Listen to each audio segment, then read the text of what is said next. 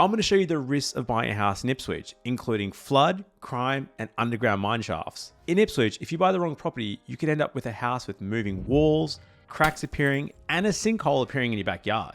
Yeah, this actually happened in someone's backyard. So by the end of this video, you're going to know where to buy in Ipswich, where to avoid, and the question I've been asked a lot lately, if you're better off buying a house in Ipswich, getting some land, or potentially just packing up and looking at a unit in Brisbane. If you're struggling to find a house for under $700,000, then you're going to love this video. But before I start this video, I'd really love it if you took a sec just to give us a thumbs up and a like on the video. And if you haven't already, subscribe for more content like this and tips for first home buyers and home buyers across Australia. So let's start with a quick bird's eye view of the Ipswich market. The median house price in Ipswich is currently $698,000, which represents a huge increase of over 29.4% over the past 12 months. For units, the median house price sits at $412,000, up 16% in the same period. Houses in Ipswich are selling really quickly, with the median days on market at just 36 days and units are taking a little bit longer at 44 days. These numbers paint a pretty clear picture of a rapidly growing market driven by two main factors. Firstly, rapid gentrification in some areas, and secondly, an influx of younger families and first home buyers, most because of that price point. So Ipswich is clearly an up-and-coming property market for both home buyers and investors, but we need to address the elephant in the room. Safety. Ipswich has long had a reputation for being a high crime area, which naturally concerns potential home buyers because you got to live there, and even investors because you're questioning, well, what kind of tenant am I going to get in this property? But is this reputation justified today? Having grown up in Brisbane, I know a lot of people have preconceived notions about Ipswich based on outdated information or just even hearsay. So let's cut through the noise and look at the hard data. My goal in this video is to give you an accurate, up-to-date picture on the safety of Ipswich so you can make some decisions based on facts and not fear.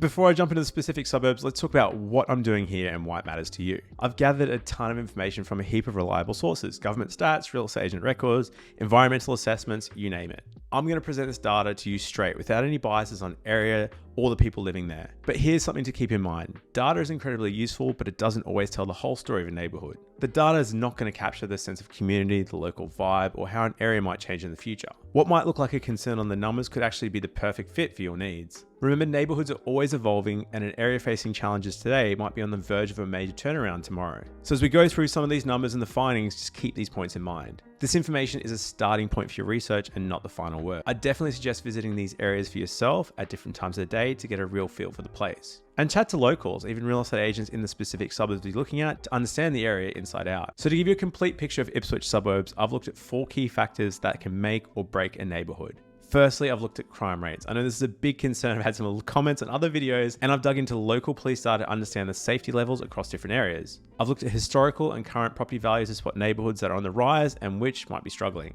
I've also considered how the close suburbs are to an industrial area. This can impact livability and future growth. And lastly, infrastructure quality. I've assessed things like road conditions, schools, public facilities to gauge overall development in each area. By combining these factors, I've created a well-rounded view of each suburb. This helps identify not just the current state of each area, but also the potential for future growth.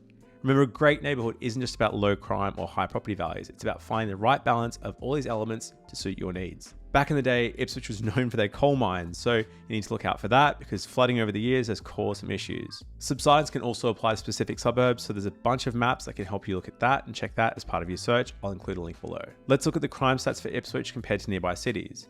These scores are on a scale of 0 to 100, with the lower number being less crime. Ipswich is 41, Brisbane 33, and Logan 49 out of 100. So as you can see, Ipswich falls between Brisbane and Logan in terms of overall crime rates. So while it's true Ipswich has a higher crime score than Brisbane, it's actually lower than Logan, which might surprise some people. But you need to drill down to this data to look at specific suburbs. In one Ipswich suburb, your chance of being a victim of a crime is 1 in 16, but a few kilometers away, it drops to 1 in 1,000.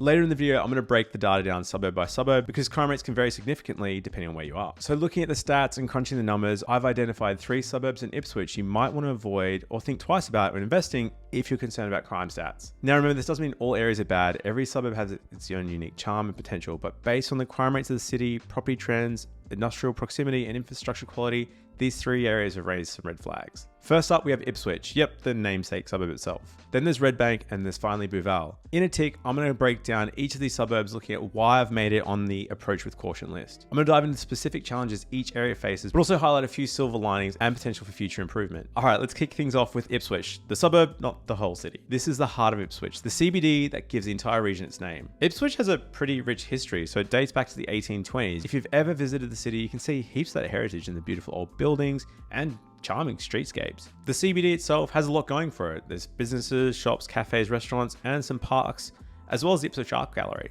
One of the big draws to the city is its connectivity. Ipswich train station is right in the middle of things, meaning you can get to Brisbane relatively easy. And for families, there's several good schools in and out in the area. The real estate market has been pretty hot there too, with some impressive growth in recent years, from traditional Queenslanders to new apartments, which gives you plenty of options. So on the surface, Ipswich looks pretty appealing, but as we dig deeper, we're going to uncover some challenges the area is facing. So first off, Ipswich Central has been given a crime rank of 100 out of 100. Now, this isn't the kind of score you want to be at the top of. This ranking means Ipswich Central has one of the highest crime rates compared to other areas analysed. To put this into perspective, in an area of just 4.18 square kilometres with a population of 2,400 people, there were 1,667 reported crimes. That translates to 675 crimes per 1,000 people. Looking at the trends over the past 5 years, we can see some mixed signals. The number of crimes has dropped significantly in 2021, which is good news, but we've seen a slight uptick since then. More concerningly, violent crimes have been on the trend upwards over the past 5 years. On a slightly more positive note though, property crimes have generally been decreasing, although there was a small increase in the most recent year.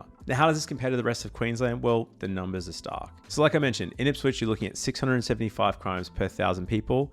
Compare that to around 100 crimes per 1,000 people in Queensland and 80 crimes per 1,000 people in Australia as a whole. It's a similar story for violent and property crimes in Ipswich, which is significantly higher in both categories. Breaking down further, the most common types of crime in Ipswich are disorderly and offensive conduct, followed by drug dealing and trafficking, theft, assault, and property damage. This gives you a bit of an idea on the types of issues the area is grappling with. What does this mean for you as a potential resident? Well, in Ipswich, the chance of becoming a victim of a violent crime is 1 in 16. To put that in perspective, it's 1 in 131 in Queensland and 1 in 95 in Australia. For property crime, in Ipswich, there's a 1 in 5 chance, compared to 1 in 22 in Queensland and 1 in 28 in Australia. Now I get it, these numbers might seem alarming and they are cause for careful consideration, but it's important to remember that the statistics don't tell the whole story. Crime can vary significantly from street to street, and these figures represent the entire Ipswich Central area. I think what these numbers tell us is that safety and security should be one of your top priorities if you're considering buying in Ipswich Central. You're going to want to take extra precautions to secure your property and be aware of your surroundings, and even look at local community safety initiatives. But let's shift gears and look at Ipswich's property market. First, let's look at houses. The median house price in Ipswich is currently sitting at $712,000. Now that's where it gets interesting. That price represents a staggering 29.4% increase over the past 12 months. To put in perspective, if you bought a median price house in Ipswich a year ago, you'd be looking at a gain of $160,000 on paper. That's not just growth, that's growth on steroids. Looking at the 5-year trend, we can see that it isn't just a recent phenomenon. House prices in Ipswich have been on the rise since 2019, with a particular sharp increase over the past year. This growing market could be attractive for investors longer term. Looking at units and apartments, the story is similar. The median unit price in Ipswich is $445,000, up 16% in the past year. That's a pretty solid increase, but not as dramatic as houses. Looking at weekly asking prices over time, all property types have seen significant price growth since 2020. But there has been some volatility in recent months. The asking price of houses has dropped slightly and units have jumped. Looking at long-term changes, the picture's looking pretty positive. Over the past 3 years, we've seen double-digit growth in all categories. Demand to supply ratio gives us insights into market trends, and for unit prices, we've seen a bit of a roller coaster. There's a peak in unit prices in early 2024, but looks like it's cooled off, indicating a bit of a balanced market. Houses tell a completely different story. The DSR has been more volatile, ranging from 30 to 60. After a peak in 2023, we've seen a bit of a downward trend with the DSR at 35 to 40. This suggests a softening market in houses compared to units. But what are the factors that are shaping Ipswich's property landscape? It's a bit of a mixed bag, so let's break it down. On the positive side, Ipswich has some exciting developments in the pipeline. We're talking about major infrastructure upgrades that could be game changers for the area. There's a $3.4 billion Ipswich to Toowoomba rail project, which could open up more commuting options. Then we've got the $900 million Ipswich to Springwood railway line and a $1.7 billion to speed up the Ipswich to Brisbane connection. But it's not just about trains. Ipswich is also seeing some serious investments in roads too, with planned upgrades for Ipswich's motorway and Centenary motorway. The city's also expanding itself as far as health and education, with new health hubs and universities popping up, which could bring more jobs and more demand for housing. But there are also challenges too. One of the big ones is the potential for growing pains. All this rapid development could lead to some big congestion if the infrastructure doesn't keep pace with the population growth. There's also the tricky business of zoning and planning regulations. They could put a squeeze on future development, potentially limiting housing supply just as demand's ramping up. It's a bit of a delicate balance. And we can't really ignore the elephant in the room, the flood risk. Parts of Ipswich are prone to flooding, which is something any potential buyer or investor needs to be aware of. And it's not the immediate risk. Flood-prone areas can also face higher insurance periods and lower property values in the long run. All right, so let's wrap up what we've learned about Ipswich Central. On the crime front, we're looking at higher than average rates, which is something you need to be aware of. The area ranks 100 out of 100 for crime. But remember, stats don't tell the whole story, and crime can vary from street to street. When it comes to property, Ipswich Central is showing some impressive growth. House prices have shot up 29.4% in the past year, hitting a median price of $712,000. Units aren't far behind, up 16% to $445,000. It's a pretty hot market with demand outstripping supply, especially for houses. The demand-supply ratio has been a bit of a roller coaster, seems to be cooling off recently, and it's looking like a bit of a balanced market leaning towards sellers, particularly for units. Looking ahead, Ipswich Central has some major infrastructure projects in the pipeline, rail, roads, etc. that could boost the local economy. But there could be some growing pains, so be aware of that. And some major risks with flooding and subsidence, so make sure you check out all those council maps before you start putting down offers on Ipswich Central. So what's the verdict? Ipswich Central is a suburb that's got a high growth potential, but it comes with its share of risk. For investors, it could offer a high capital growth scenario, but you need to choose your location wisely. For home buyers, you might find some good value here, but do your due diligence, especially regarding safety and flood risks. Ipswich Central is not a one-size-fits-all suburb. It's a place of contrast where careful research and local knowledge can make all the difference. Whether it's the right fit for you depends on your circumstances, risk tolerance, and what you're looking for in a property. Next up is Redbank. Redbank is about 10 kilometers east of the Ipswich CBD and about 25 kilometers southwest of Brisbane.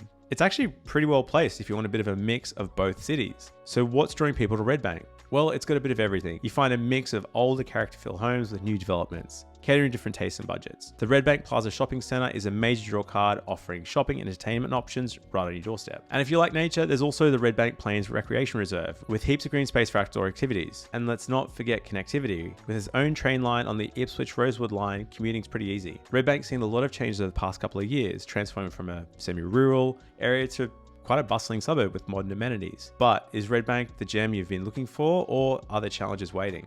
Redbank has been assigned a crime rank of 54 out of 100. Remember, the higher the number means the more crimes. So Redbank sits around in the middle in terms of crime rates compared to other areas. Looking at the numbers, Redbank has a population of 2,931 people in an area of 8 kilometers squared. In the past year, there are 1,064 crimes, which translates to about 363 crimes per 1,000 people. So this is still significantly higher than the state and national averages. The 5-year trends also show some concerning patterns. Crimes have increased steadily since 2021.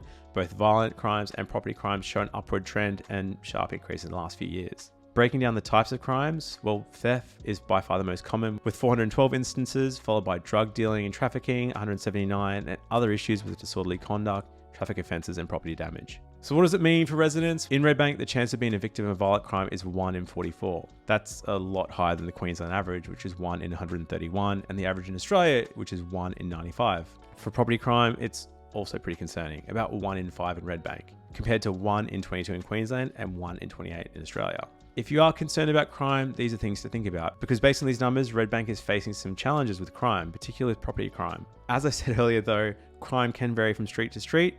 These stats represent the whole suburb of Redbank. So if you are considering Redbank, it's worth considering specific suburbs. If you're looking at streets, try and chat to the neighbours to see what it's like in that specific street. In Redbank, the median house price currently stands at $590,000. The price represents a 9.3% increase over the past 12 months. So to put that in perspective, if you bought a median price house in Redbank a year ago, you'd be looking at about a $50,000 gain in value. That's a pretty solid increase, showing that the Redbank market is on the up. Looking at the 5-year trend, we can see that Redbank's housing market has been in constant upward path since August 2019, with some big changes post-COVID in 2021. Looking at units and apartments, the story kind of gets more interesting. The median price in Redbank is currently $422,000, which is a 25% increase over the past year. That's a crazy jump, outpacing the growth we've seen in the housing market. Looking at some of the long-term price trends for Redbank, the data gives us a bit of a picture on how the market's performing over time. Over the past 12 months, we've seen a 16.9% increase in asking prices. Looking at the 3-year time frame, there's been growth of 20.7%, and over 7 years, house prices have risen by 10%. Looking at units, like I said earlier, the past 12 months have shown remarkable growth of 26%. Over 3 years, unit prices have increased by 23%,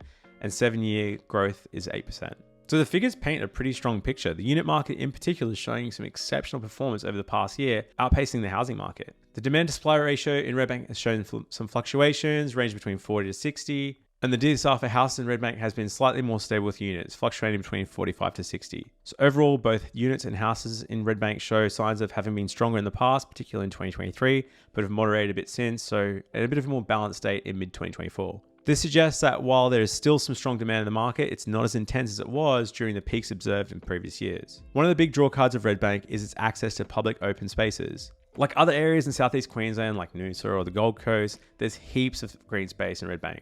Transport infrastructure is another major draw card. Major projects like the Cunningham Highway, Centenary Motorway and Warrego Highway are being expanded and upgraded. Redbank's also benefiting from enhanced sports facilities as upgrades on the Redbank Plains Recreation Reserve, including a new sports field and modern clubhouse. So there's some positive, but there's also some negatives. One key concern for some buyers is Redbank's proximity to industrial zones. The suburb is right near some industrial areas, which can be both a blessing and a curse. On one hand, it provides employment opportunities, but on the other, it can add to noise, traffic congestion, and potential air quality concerns. If you're looking at properties close to these industrial areas, you need to keep that in mind. Another consideration is the strain on infrastructure due to all this rapid growth. As more people move to the Ipswich region, including Redbank, there's going to be more pressure on existing roads, transport, and utilities. And while there's been some upgrades, there could be some pressure during peak periods. And keep in mind, while there's ongoing development of Redbank to expand and make improvements, that also these improvements could lead to disruptions and inconvenience. There's going to be construction, temporary road closures, and increased traffic that can be a bit of a side effect for some of these major projects. Looking at flooding risk, Redbank is located near the Brisbane River and several creeks, which makes the suburb pretty prone to flooding. Historical flood maps indicate that lots of low-lying areas in Redbank have experienced flooding, most notably in 2011 and 2022. So to sum things up, Redbank is number 2 on our list on places to potentially avoid in Ipswich, and there's a few reasons why it's not in our top recommendations. The positives are Redbank is located just 10 k's from Ipswich and 25 k's from Brisbane, but its proximity to industrial zones comes with some downsides. Crime is another concern. Redbank has a higher than average crime rates, particularly when it comes to property crimes. And with all this growth, there's going to be further strains on infrastructure, which could mean traffic congestion, longer commute times, and general struggles, especially during peak hours. And let's not forget the flooding in some areas in Redbank. So while there are some positives like green spaces and a growing property market, there are some negatives that you need to consider. The third list on a suburb you may want to avoid is Booval. Booval just sits a few kilometers east of Ipswich and only 30 kilometers from Brisbane, making it a pretty convenient location for those who want easy access while enjoying a quieter suburban lifestyle. It's definitely an area known for affordability, which is a big draw card for home buyers and investors looking for value. The suburb has a mix of older Queenslanders and newer developments, offering something for different tastes and budgets. The Booval Fair Shopping Centre is a major hub providing plenty of retail and dining options, making daily errands pretty easy. Booval also has good transport options with its own train station on the Ipswich line, making commuting to Brisbane and Ipswich pretty straightforward. There's also a good range of schools, parks and community facilities which make it pretty appealing to families. But there's some challenges you want to be aware of. Booval has a crime rank of 51 out of 100, which places it slightly above the middle in terms of crime rates. Booval is home to a population of 2,700 people, and over the past year, there have been 941 reported crimes, translating to about 346 crimes per 1,000 people. This is considerably higher than both the state and national averages, which could be a concern if safety is something that you're worried about. The 5-year trend in Booval shows a mixed picture. While the total number of crimes has decreased significantly since 2020, there's been an upward trend in violent crimes, which is a bit worrying. Property crimes too have started seeing a rise after a period of decline, signaling that crime is becoming a bit more of an issue in the area.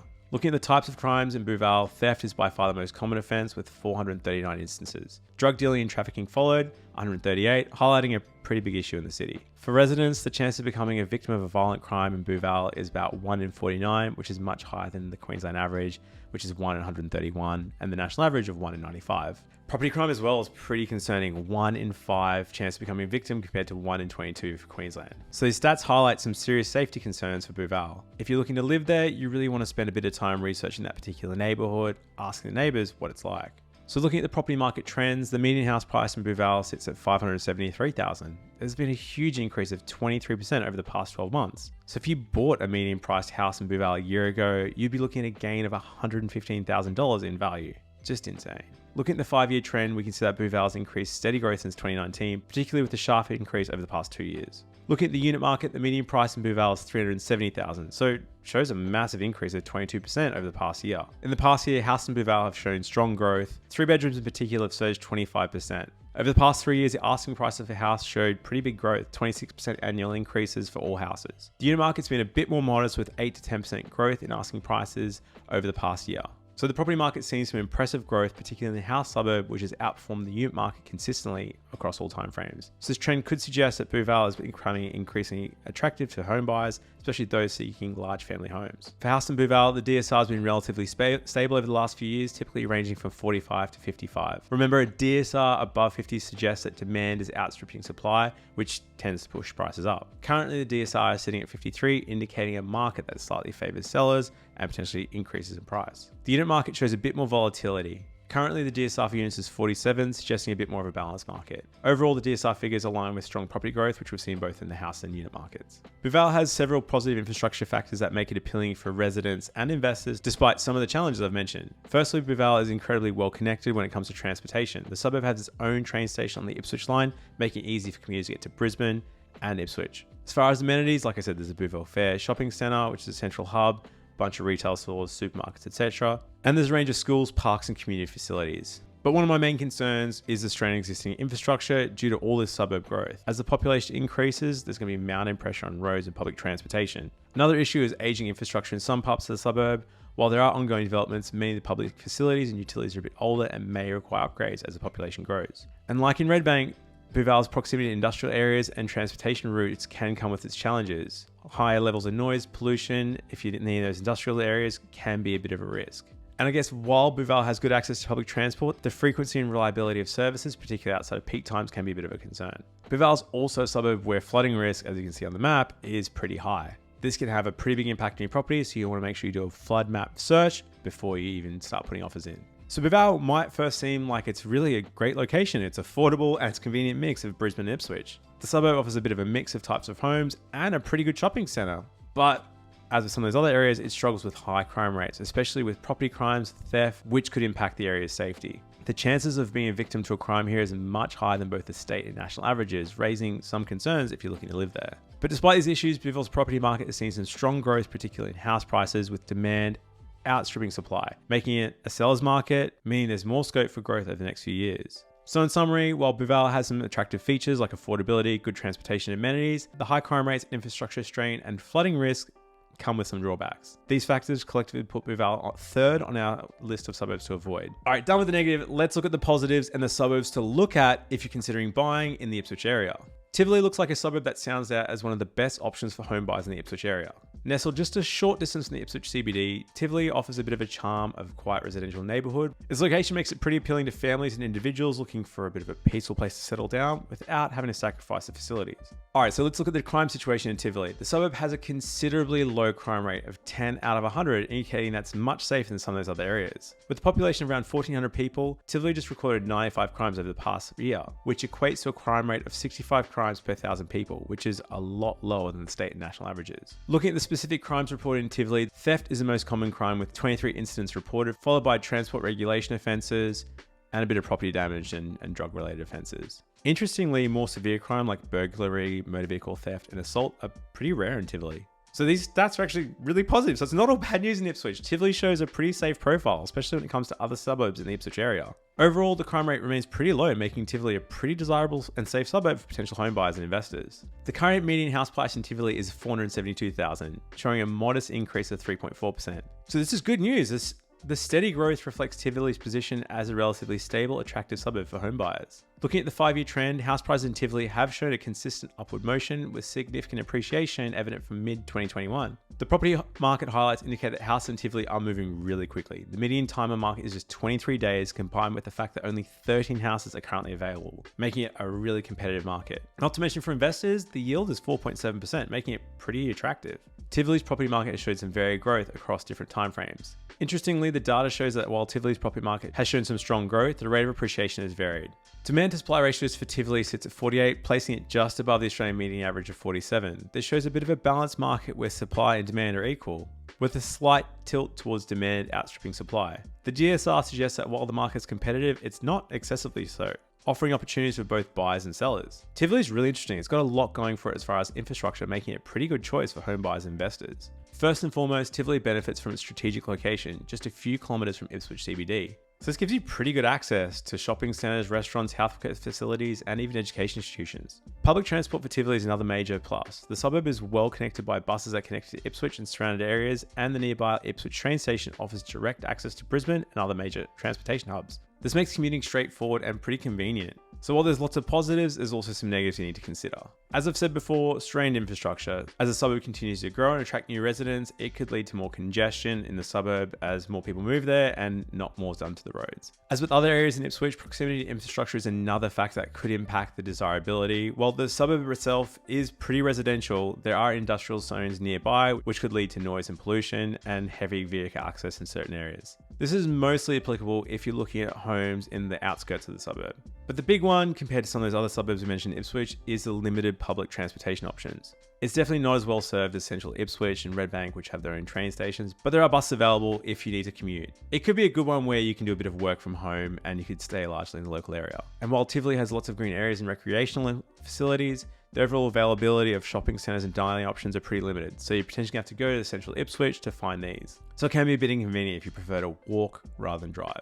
Another big one is flood risk. The suburb's proximity to the Bremer River means there's several areas prone to flooding, like you can see on the map. The blue zones, particularly north Tivoli, are along the riverbanks, and there's some major risks of flooding here. Homes in this area are likely to experience significant flooding during heavy rains or extreme weather events. The main issue here, other than having your home flooded, is increased insurance costs and property damage. Even moderate flooding can cause disruptions and damage, so make sure you take this into consideration if you're looking at properties. So despite some of those negatives, Tivoli actually stands out as our #1 pick for the Ipswich area. It offers a bit of a blend of charm, convenience and safety that makes it a good choice for home buyers and investors. It's located just a short distance from the Ipswich CBD and combines the tranquility of a residential neighbourhood with easy access to the city and amenities. When it comes to safety, Tivoli is amazing. It excels with a low crime rate, particularly with violent crimes, making it one of the safer suburbs in the region. This strong safety profile compared with the steady property market reflects Tivoli's stability and attractiveness. But like any suburb, Tivoli has its challenges. So it could be strains on infrastructure due to all the people moving there. Also, the proximity to industrial areas in the outskirts could be a bit of a risk, and flooding needs to be checked out before you even consider making an offer. Thagoona takes our spot as the #2 pick for Ipswich, and it's easy to see why.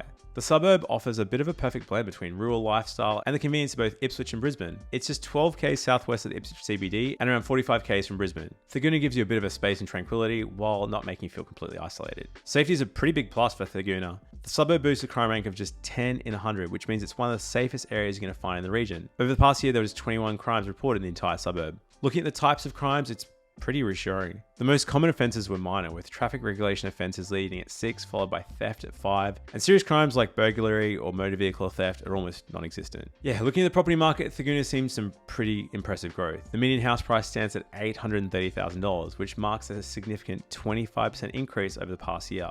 If you bought a home a year ago at the median house price, you'd have a gain of around $170,000. Unlike some of those other suburbs, the upward trend isn't a recent development. The 5-year price trend shows consistent growth, particularly over the last few years.